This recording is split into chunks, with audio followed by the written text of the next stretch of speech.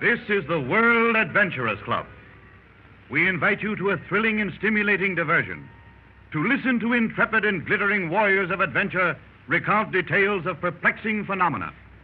Men of Steel will thrill you with weird tales of strange people in strange lands.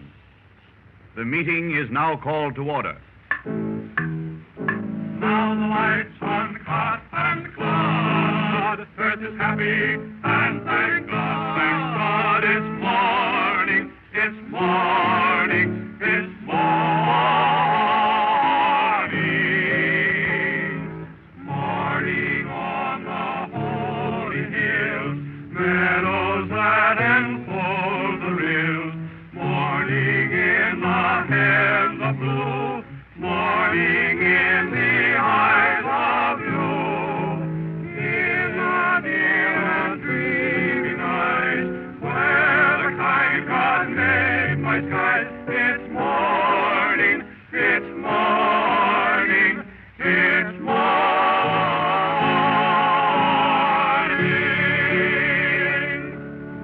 Gentlemen of the World Adventurers Club, it is a pleasure and privileged honor to announce tonight that our esteemed member, Dr. Rapelier, entertains you with the strangest story ever told. Gentlemen, strange as it may seem, and in spite of opinions to the contrary, there is something new under the sun. Really? Interesting, if true. Gentlemen, tonight I take you to a corner of the earth. To be exact, the northeast corner of South America, a town called Cayenne. Is that where we get cayenne pepper? Right. And the climate is as hot as the pepper itself. A land of disease and fever. The population consists of criminals, the muck of the world.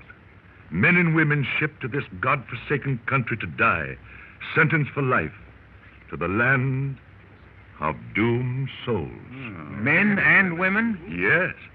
And they are permitted to marry and bear children. How strange. Children born of this union are declared convicts and can never leave this colony. Horrible. Too bad.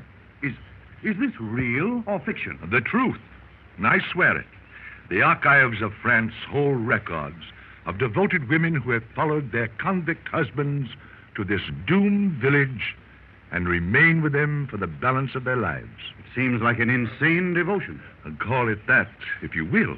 But hold your decision until I tell you the story of a romantic love of two souls whose life was so awful that my reason fairly reels at the bare memory of it all. Well, tell us more. I'm all gooseflesh. Yes. Having just left Sorbonne as a brain specialist, the foreign government commissioned me to go to Cayenne to operate on the brain of violent criminals, hoping to check their murderous tendencies.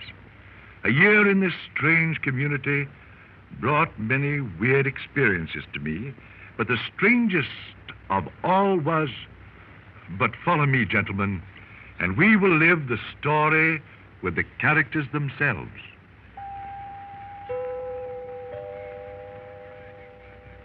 Dr. Rapelier, please accept my gratitude in having obtained permission for me to visit this awful place. Please feel that it is not a morbid curiosity that brings me here. It is such a long trip from France. I'm sure your visit must be important. I want to be present as you operate on the brain of Cartouche, the killer, as they call him. Can he positively be a relative or a family friend or... No. Or do you intend studying surgery? No? Then why your interest in this most violent of prison criminals? You a gentlewoman, the daughter of one of the first families of France. May I refuse to give my reason until after the operation? Your silence shall be respected. I operate tonight, and you may attend. Thank you.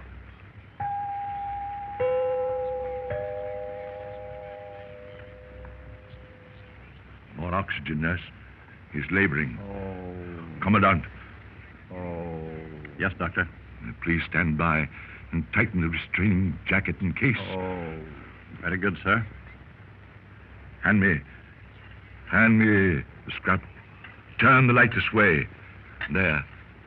Now the forceps. I see. You're trephining the skull. In two places, there and there. The top of the skull is lifted off completely. Wonderful. What do you find? Nurse, a probe. Look, a growth on the frontal bone, causing a pressure. Is it significant? Very simple. Oh. More ether. Quick, the brain is exposed. The brain looks healthy. No disease, is there? Will he be restored to normal? Positively. Thank God. Silence, madam. Your privilege to remain depends on your absolute quiet. Forceps, nurse. Shut off the anesthetic. Gauze, please. Commandant, in 2 weeks, Cartouche will no longer be the killer. He'll be as gentle as a child. In 2 weeks? We shall see.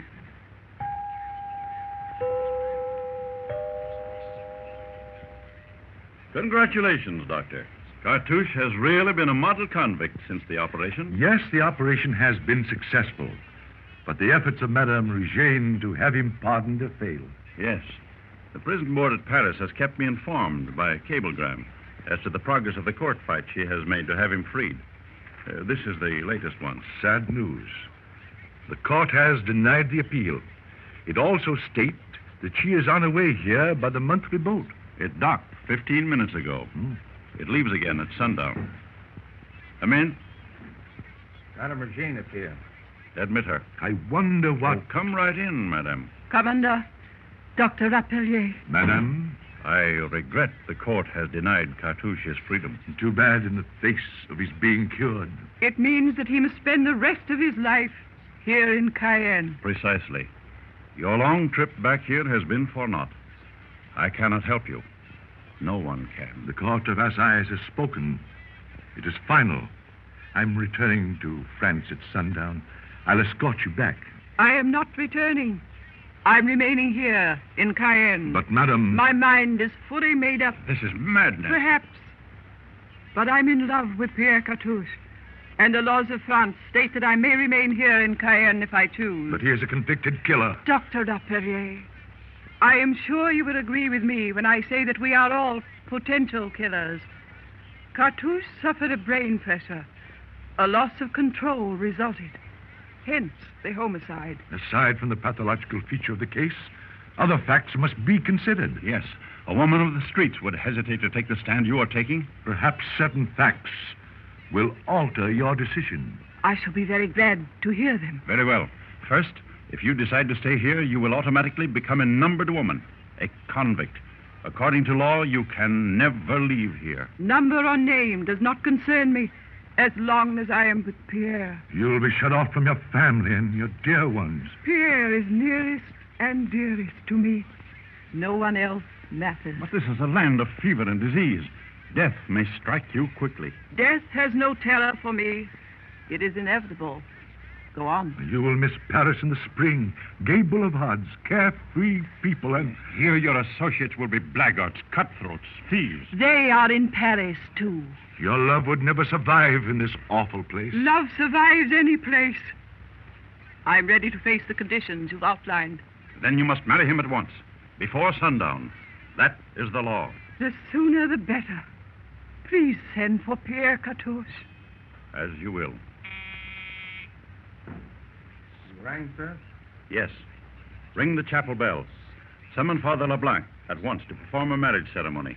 Also notify the guard to bring Pierre Cartouche here from the hospital ward. Oui, monsieur. Madam, you still have time to turn back, to reconsider. Please change your mind, madame. Return to your home and your loved ones with me. There, they have called the priest. But you still have time. I am ready. There goes the first whistle of the boat that leaves for Bordeaux. Home and happiness. I thank you for everything, Doctor. But you must go back alone. There is just one thing more. Something we all forgot. Something that may change your mind. Madam, a child born of this union also becomes a convict, doomed to spend its entire life here, never to leave it. Perhaps it may curse the parents that brought it into such a plight. A child. I hadn't thought of that. It would have to stay here always. Yes, always. That is the law. Come, madam. What is your decision now? Oh, let me think. Let me think. Let me think. Well, go on, Doctor. Finish it. What decision did she make? You should have been able to guess. I came back alone. Remained in that place in spite of everything, eh? Yes. A boy blessed that union. A boy who is called a convict, though he never committed a crime. Boy, that's strange, isn't it? Say, that reminds me of a story. But let it go. I'll tell it at our next meeting. It's the story of...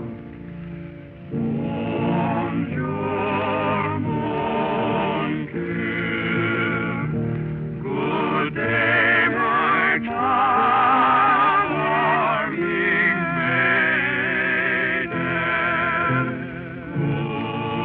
Good day, my own. Good day, my far loved maiden.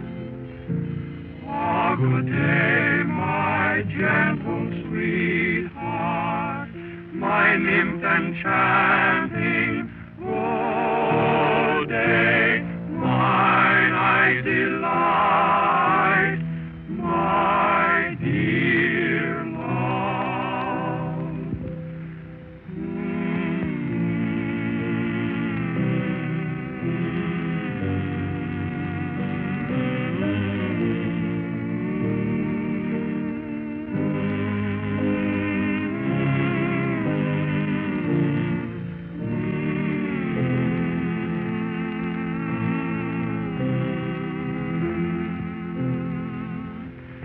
My ways of maid, my heart's delight and longing.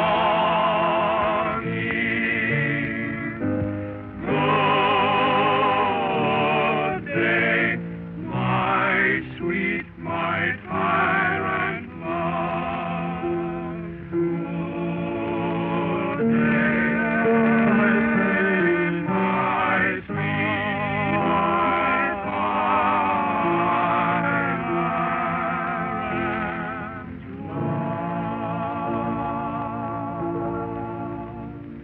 And now the World Adventurers Club bids you au revoir, but not goodbye, as we hope to have you with us at our next meeting, when we will bring you another strange adventure in a strange land.